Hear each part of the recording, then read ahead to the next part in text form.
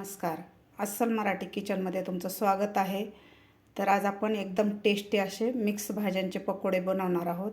चला तर मग रेसिपीला सुरुवात करूया. आज आपण बनवणार आहोत मिक्स भाज्यांचे पकोडे. तुम्ही बरेच प्रकारचे पकोडे खाल्ले असतील.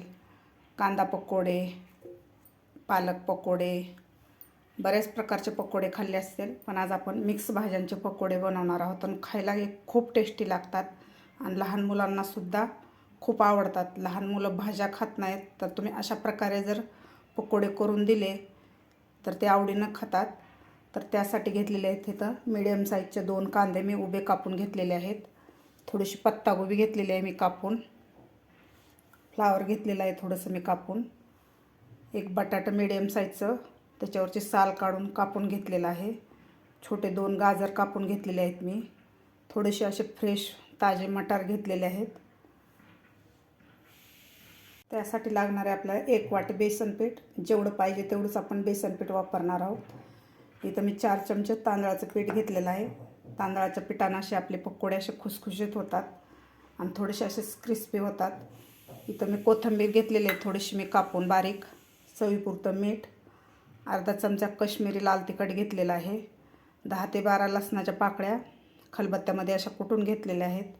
अर्धा चमचा हळद घेतलेली आहे आणि इथं 3 मी हिरव्या मिरच्या बारीक कापून घेतलेल्या आहेत. तर आता आपण पकोड्याचं पीठ भिजवून घेऊया. मी एक बाऊल घेतलेला आहे. तर यामध्ये आपल्याला कापून घेतलेल्या सर्व भाज्या घालायच्या आहेत. कांदा, गाजर, पत्तागोबी, फ्लावर, बटाटा आणि फ्रेश मटार.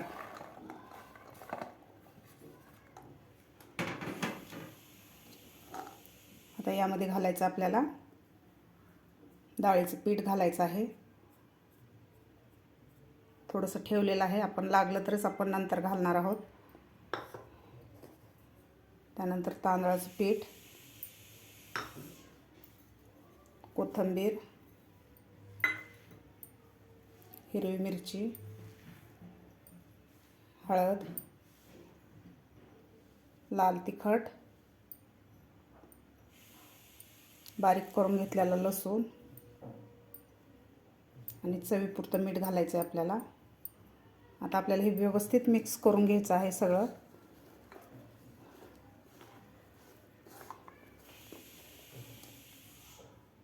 व्यवस्थित मिक्स करून घेतलेलं आहे. तर यामध्ये आता आपल्याला थोडं थोडं पाणी घालायचं आहे.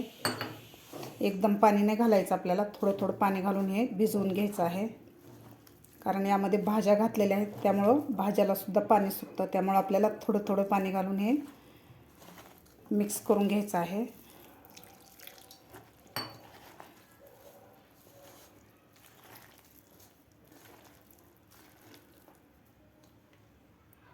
अशा प्रकारे मिक्स करून घेतलेलं आहे. तर मी इथं 1 ग्लास पाणी घेतलेलं होतं, तर आपल्याला अर्धा ग्लासच पाणी लागलेलं आहे. राहिलेलं बेसन पीठसुद्धा मी यामध्ये घातलेलं आहे. आपल्याला जास्त बेसन पीठ वापरायचं नाही. अशा प्रकारे आपलं मिश्रण झालेलं आहे. तर आता आपल्याला पकोडे बनवायला घ्यायचे आहेत. तेलसुद्धा आपलं गरम झालेलं आहे. तेलसुद्धा आपलं व्यवस्थित गरम झालेलं आहे. तर आता आपल्याला पकोडे सोडून घ्यायचे आहेत. थोडासा आपल्याला पाण्यात हात बुडवून पकोडे सोडून घ्यायचे आहेत.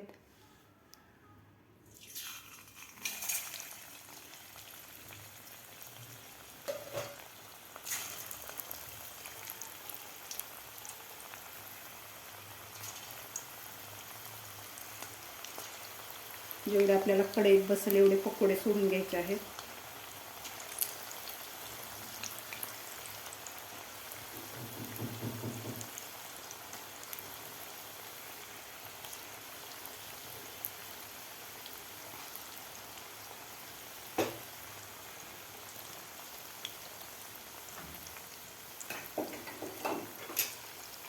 आता आपल्याला एखादा मिनिट असंच ठेवायचं आहे. नंतर आपल्याला हलवायचं आहे पकोड्याला. टाकल्या लगेच आपल्याला हलवायचं नाही आहे. 1 मिनिटानंतरच आपल्याला हे पकोडे व्यवस्थित असे पलटी करून घ्यायचे आहेत. 1 मिनिट झालेला आहे. तर आता आपण याला हलवून घेऊया.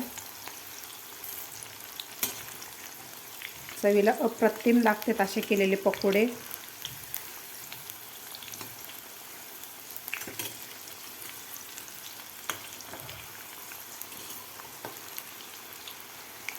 आता आपल्याला व्यवस्थित हे गोल्डन कलर होईपर्यंत आपल्याला तळून घ्यायचे आहेत. असे क्रिस्पी झाले पाहिजे. आपले पकोडे व्यवस्थित तळलेले आहेत. कलरसुद्धा असा मस्त झालेला आहे गोल्डन आणि क्रिस्पीसुद्धा झालेले आहेत. आता आपण हे काढून घेऊया. मस्त झालेले आहेत आपले पकोडे, तुम्ही बघू शकता.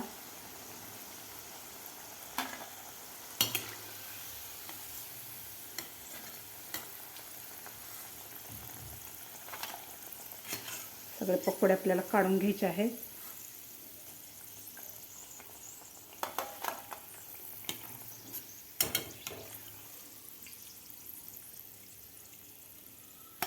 मस्त झालेले आहेत आपले पकोडे. आता राहिलेले सुद्धा अशा प्रकारेच आपल्याला हे पकोडे तळून घ्यायचे आहेत.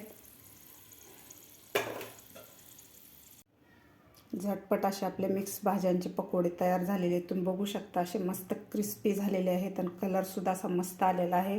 चवीला सुद्धा अप्रतिम लागतात. तुम्ही हे सॉसबरोबर किंवा चहाबरोबर खाऊ शकता. खूप छान लागतात.